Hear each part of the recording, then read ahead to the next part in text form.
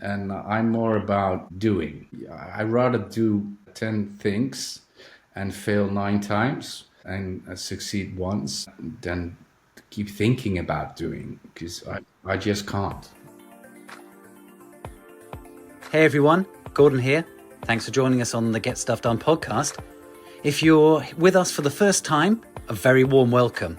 If you're a regular listener, well, thanks so much for coming back. You found your way to the How to Get Stuff Done series. In this series, through our guests' experiences and sharing of their insights, we learn how they get stuff done, how they have got to where they are today by sharing some of their techniques and strategies for doing so. I hope you find it both interesting and insightful, but also practical at the same time. Now let's see who our guest is today. Hello and welcome back to another episode of the Get Stuff Done podcast. I'm your host, Gordon Dudley, and I'm delighted to welcome another international guest to the podcast today, Arno Peperkoorn. He is currently the Chief Talent Officer at Omnicom Media Group, which is an international media marketing communications company based out of New York. But Arno is based in the Netherlands, where he is from, and Arno has been recognized for his commitment to advancing diversity and inclusivity in the workplace over his career that has spanned a couple of decades. He is also the co-founder of Include Now, a foundation that advocates for creating inclusive environments and celebrating diverse perspectives. And so I think that he has a lot of perspectives and good insights to bring to us when it comes to getting stuff done, working as he is with people in international organizations. So Arno, thank you so much for being with us today. Thank you for having me. It's Friday the 13th, and for the superstitious viewers and subscribers, they might be thinking that this is rather an auspicious day, but it's almost essentially the last, or maybe the second to last Friday before the Christmas break. Is this a very busy time of year for you, or is this a quiet time of year for you? Well, that's a good question, because it depends on which personality of my personalities you ask. So my private personality is quite busy, because obviously there's all these holidays and celebrations. You need to do stuff in the month of December. Business wise, it's basically it's like a traffic jam. Everything needs to happen in 2 weeks in December, basically, because the last 2 weeks is holidays. Okay. So yeah, but I have decided to stop using the words "I am busy" a long time ago. So I have enough to do, but that's what they pay me for, so that's all right. I like that. I think that these days I'm so busy is almost a badge of honor. I think a lot of people want to be busy. It's almost proof that they are valuable and that they have a lot to do. But ultimately, that's just a matter of prioritization, right? Deciding what you do and don't do. So I like your take on that. Enough to do. So tell me, Chief Talent Officer of Omnicom Media Group, what does that entail in a high level kind of picture? Oh, yeah, in one sentence, it's creating an environment where talent can thrive. So that's the challenge that I've took upon myself. Obviously given to me by the Omnicom Media Group in Holland. But yeah, that is in a nutshell what we try to do. And there's a couple of reasons why we're trying to do it, but that's about it, yeah. And what would you say, are there, you've worked with several organizations throughout your career, and I'm sure you've experienced very different company cultures. Are there things that you can see in your present role where you're trying to encourage the people to thrive that are, it's already easier to do so, or things which alternatively maybe are very challenging around doing that? What's your take on that? Well, I think my main challenge is to innovate with human beings. And a lot of innovation, especially also in our industry, is focused on either technology, or that could be software technology, that could be AI technology, the likes of those. But it's very rarely that you try to create a human innovation path, and that makes it very touchable for individuals. So they can, the positive people can feel what is going to happen and why you're doing what you're doing. But in every change or project or vision project, there's always a group of people who don't like it. And that's where the friction starts, because if you innovate on a, let's say, software level, if people don't like it, then they don't like the software. But if you start innovating in a human space, then it becomes very more about feelings and emotions, and tiptoeing around, are we using the right language? Are we using the right words? Do we know where we want to go and how we're going to get there, without damaging people and uplifting individuals? So it's a very challenging path, especially not so much in the fact that we are a big international company, because I'm really focused on Holland, but it's also the type of industry that we are in, that is very short term from what we do on a daily basis. Okay. And you have to look beyond the horizon to see where you want to go, and that is a challenge sometimes, because my role is creating an educational platform, and now education will not pay off tomorrow, Right.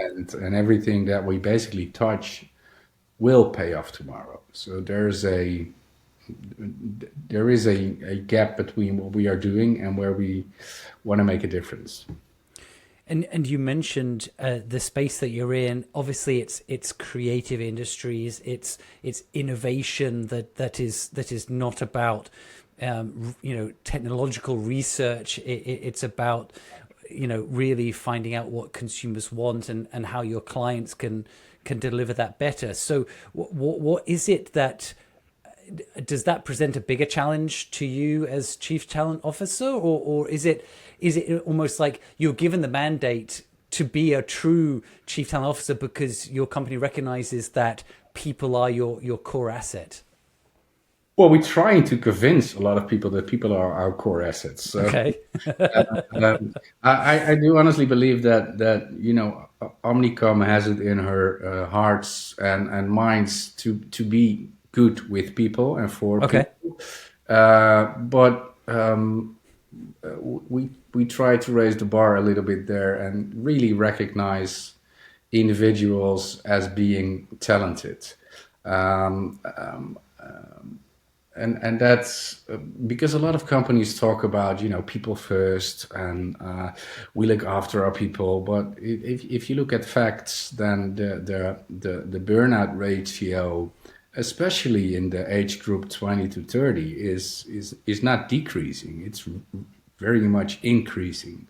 And if you don't recognize that as a challenge, as a company, then I think you will lose, because we do have great data sets, we have fantastic technology, but I personally believe that at the end of the day, the true differentiator to be relevant for clients and consumers, because basically we are coming up with ideas to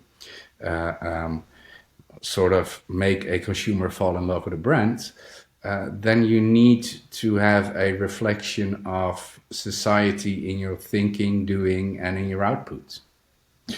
So the investments in human beings and best human capital is for me, it's basically a no-brainer. Yeah. And where did your thinking about this come from? How long ago did you go on this path to want to be a chief talent officer, if you like, or at least be the person who's taking on this challenge? Yeah, well, there's a clear reason for it. When I had my first job, I had IDs, and when I went with those IDs to the more senior levels within my company, they said, you better shut up and work for 5 years. Do what we always have been doing, and this is what you have to do, and do this for 5 years, because blah, blah, blah, blah, blah. All the, I call it old white man bullshit. And they didn't even have the guts to listen to the ID. Now, I'm not saying that all my IDs were perfect, but at least I would have expected the respect and the recognition from management to listen to IDs. Yeah, so that's when I decided that if I were to make it in my career and make it to a place where I can make a difference on that level, then I would. Now, obviously, I had no clue that I would be called Chief Talent Officer, because honestly, I don't give a rat's ass about titles. Okay. But especially international, it resonates. But you can, a title is just a title. It's what I'm entitled to do. That interests me. Yeah. Okay. So it was pretty early on that you felt that there was some work to be done. I think for me it took longer. I think I've been working for a good 10 years before I in that time I was just constantly thinking, I want to do business, I want to do deals, I want to be at the forefront, I want to bring in revenue. Yeah. And it at some point I realized, well, it doesn't matter if we don't have the right people to do what we want to do, we're not going to be able to do it. And so I kind of almost came like a full circle back to like people first. And I know you said that was a cliche that people use, but that's what I kind of realized. And that was now almost 10 years ago. And that's when I then set up my company to try to do something a bit different in Korea, because in Korea, where I've been for the last 14 years, title is everything. Yeah. Title is the door opener to allow you to talk to the person you want to talk to, in a funny kind of way, and people kind of even internalize that. Oh, I remember when we were asking a company. This was an international professional service company. We were like, what kind of professional training do you think that you need? And we were kind of going down the levels, and a junior manager was asked what kind of training they might need. And probably some advanced Excel would be useful for them in their role. And their response was, oh, but I'm only a junior manager. I'm not ready for advanced Excel. So the mindset that they would not even want to have the highest level of training that they possibly could was ingrained in their level and their title. That kind of like, it's the ultimate inbox thinking. Yeah. I hope you're enjoying this episode. I just wanted to remind you to click subscribe if you haven't done so yet. By subscribing and following the podcast, you'll get each and every episode automatically pop up on your playlist every week, so you won't miss any. Thank you so much for being with us. Now let's get back to our guest. So is that something that you come across when you're dealing, because you have multiple regions, multiple countries that you're responsible for, but within one organization? Is that something that you come across, and how do you deal with that? Yeah, well, first of all, I'm just responsible for the Dutch market, so that's okay. That's very important to okay. to state. Otherwise, my colleagues will call me up and say, "What? You're not responsible for my region?" Well, I should be though, but I'm not. That's a call that's going to come too. Yeah, let's see what it podcast will bring. It's Friday the 13th after all. No, I come across that being taken serious is often related to the age of an individual, The sex of an individual, so the color of an individual, Yeah. and the number of years you've been working, and I totally disagree with that fact, but that's a fact that I see.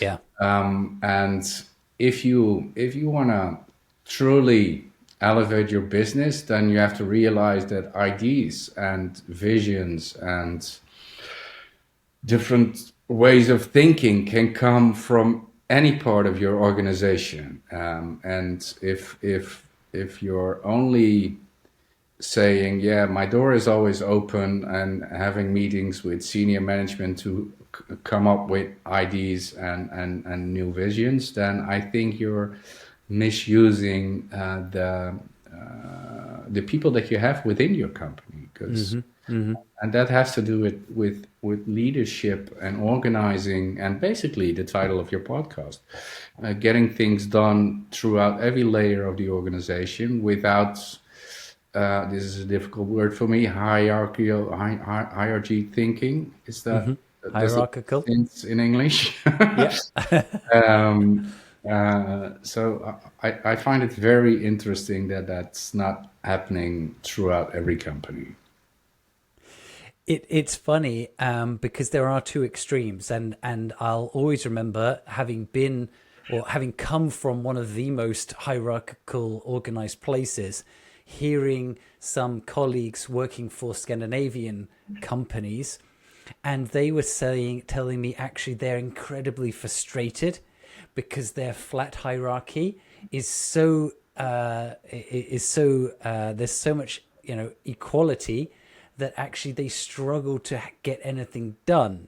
They want to have a decision by their senior management on something, but it goes up and it goes back down, and until there is full consensus, they're not having anything done. So of course, there's two sides to every situation, and having a balance, and probably also in some circumstances, it does make sense to have a little bit more command and control.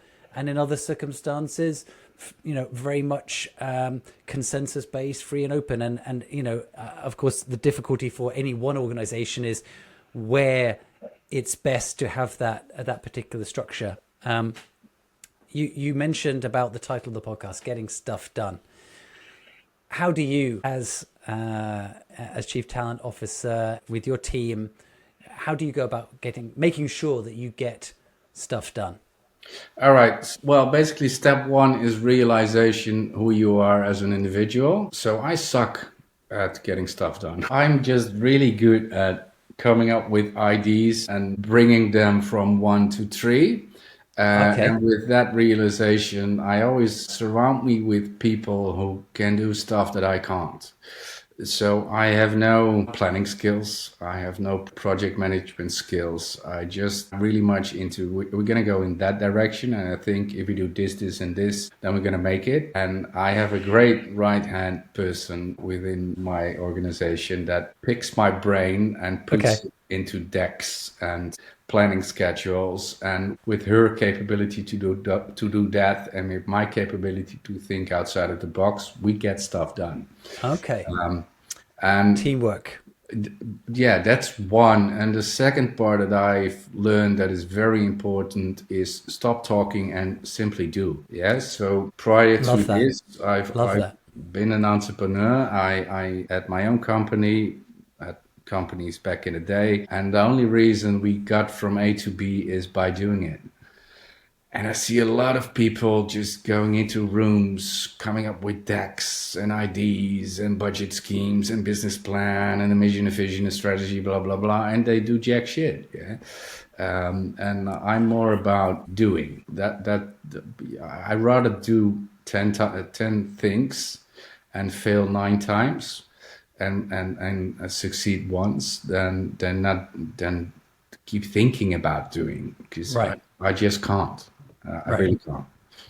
So it sounds like in that what you mentioned about just getting started and trying something, for a lot of people that's risky. It's perceived as, that's why they want to make the perfect plan. So what is it that gives you the, I don't know, confidence, authority? Where is it that you realize that that is the best way to go about things? Yeah, that's a very tricky question, Gordon. Okay. I, in business life, I'm extremely confident Okay. that because like I told you, I know what I can't do. So I know exactly what I'm not capable of doing. Mm-hmm. And there's a whole lot of things that I can't do, but I know exactly what I can do, and I can elaborate on that towards people, teams, companies, etc., and then I get it done.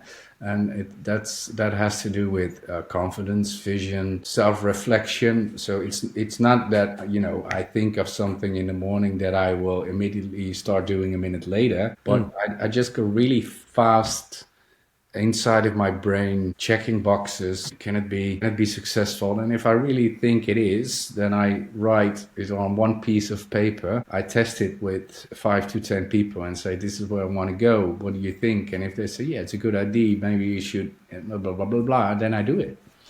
um, Okay. um, That's interesting. and I don't know where it comes from, because as a human being, I'm not that self-confident. But Okay. business-wise, I'm doing all right. Yes, and I will say, just to let everybody know how we first met, we were at an HR conference just a few weeks ago in London, and it was a round table, and it was a relatively, how can I say, intimate round table. I think there were about 10 of us in a room, so like around a table in a room. So it was not like panel and audience, and we were having just some really good discussions.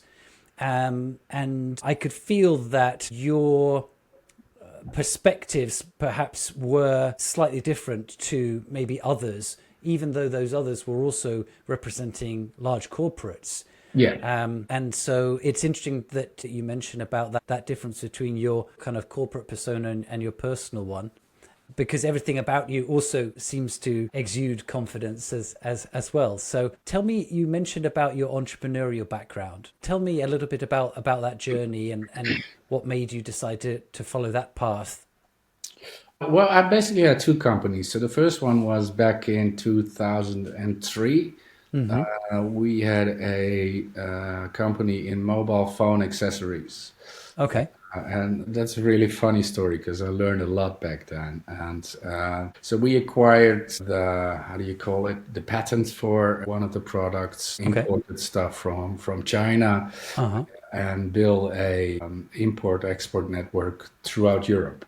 Okay. Now, this device was enabling you to wear your mobile phone on your wrist. And there comes the funny part, because that was back in the day when all the phones were getting smaller and smaller. If you were, Okay. and when you went to the beach, then you were not wearing any clothing, then it would be perfect to wear your phone on the wrist. And then I don't know, But before the smartwatch era, of course. before this one, because if Right. you wear this on your wrist, Not going to happen. so basic, Okay. another small entrepreneur called Steve Jobs, Oh, yeah. I think I've basically heard of him. basically fucked up my company. But in all fairness, I was really young, and just the experience of traveling through Europe and making business deals with different countries and different people and different companies was really, really a learning experience.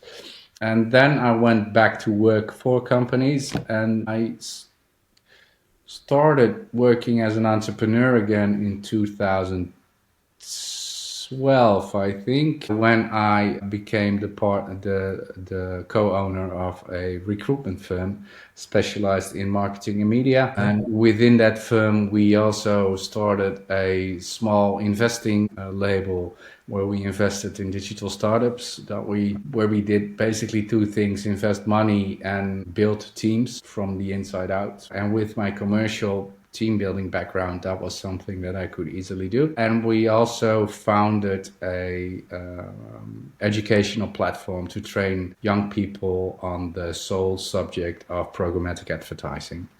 Okay. So yeah, that was really great to do it. And being an entrepreneur is something that is, I really believe that I will be an entrepreneur forever, but I just don't care who pays me my money at the end of the month. Well, here's my take on it. It's not about being an entrepreneur or not being an entrepreneur. It's about being entrepreneurial. Exactly. And so you right now, you might be with one of the largest media marketing communications groups in the world, but I'm absolutely certain that you're still very entrepreneurial. Definitely. It's that at that particular point in time, you were also being entrepreneurial and you were doing your own business. And so I think sometimes, especially in social media, we talk about, I'm an entrepreneur of this, but like you say, the fact of the matter is it doesn't matter where the money comes from. And it's also incredibly difficult to start your own thing from nothing. There's no doubt about that. And, and there's a reason why well-established companies are the size they are, because they have some benefits, right? Some economies of scale, whatever it might be, some intrinsic knowledge or capabilities that they can do better than anybody. So yeah, it's an interesting one, because I'm also, having run my own business for the last 8 years, I'm actually very interested in going in-house at this point in time to try to do more, on a established structure with an established network, have the door open to do what I want to do, as opposed to fighting for the chance to do what I want to do. I can imagine. Yeah, that's a good difference. Yeah. And so what then, so it's that reason that brought you back to working for large organizations, is it? No, the honest truth is that I had a great business partner, but when COVID hit, I really found out we looked differently at the world. And Okay. And I knew before, but that sort of made it more obvious. So I already decided in my head that I wanted to do something different. And I really only want to work, I really want to work in making things better for human beings within the working space. That's sort of my thing. Okay. And when I had a drink with the CEO of Omnicom in the Netherlands, and we weren't drinking coffee. He was drinking beer and I was drinking wine. And then after 4 wines, he said, why don't we start talking about you working for me? And I want to build this educational platform, and I believe you're the person to do it. So I laughed in his face and I said, no, I'm an entrepreneur. And Yeah. then I went to the toilet and I looked in the mirror and I thought, what kind of an ego thing is that to say? So I came back, I said, I really want to talk about it. And that's how it all started. For me, there's one main reason to do it, really make a difference for this 10 to 30-year-old and make impact, true human impact on the industry. That's one. Two, I'm turning 48 next week, and I really want to keep learning, yeah?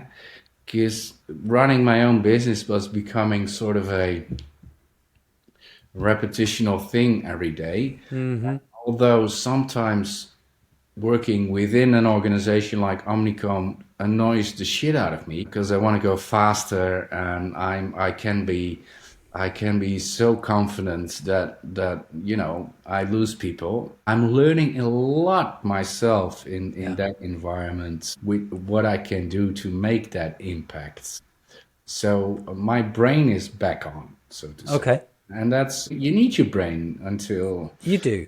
You do. Yeah. So And I'm glad to hear that it's back on. Yeah. And that you're being challenged, because I think that's where the greatest learning happens, if you're being challenged. Otherwise, you learn a lot by doing the things yourself, that kind of trial and error. But there is also so much more to be learned from others. And I'm sure that your current role gives that opportunity. Well, Arno, thank you for sharing all of your insights. I think we're pretty much out of time. I really enjoyed. We covered a lot of different topics, I believe, within that time. So thank you so much. Thank you. And if anybody would like to reach out to get in touch with you, what would be the best way to do that? I like doves. Doves, pigeons, sending. No, you just put me, find me on LinkedIn. LinkedIn. That'll be easier. But I would appreciate a pigeon every now and then. Yeah. A pigeon for the new year. I mean, I just checked the stats. This podcast is listened to, or has been listened to, people in more than 50 different countries. Are you ready to receive doves from 50 different countries? I am. I think my neighbors won't be, but fuck it. Well, on that note, once again, Arno, thank you so much for joining us. And to everybody who's listened to this episode, I really appreciate you being a part of the Get Stuff Done podcast. If you're not yet a subscriber, you need to get on that. Make yourself a subscriber so you get every new episode coming into your playlist when every new episode comes out. And if you were to be so good as to give us a review, I would also really appreciate that so that we can reach even more people through the Get Stuff Done podcast. This has been your host, Gordon Dudley. And remember, let's get stuff done. And that's another episode of the Get Stuff Done podcast. Thank you so much for being with us. I hope you enjoyed it. And if you'd like to get involved and you have someone who you think would be a good guest for the podcast, please drop me a message and I'll be happy to get in touch. Alternatively, if you would like to share this episode on your social media, that would also be extremely appreciated by us. Thank you so much once again. Remember, let's get stuff done.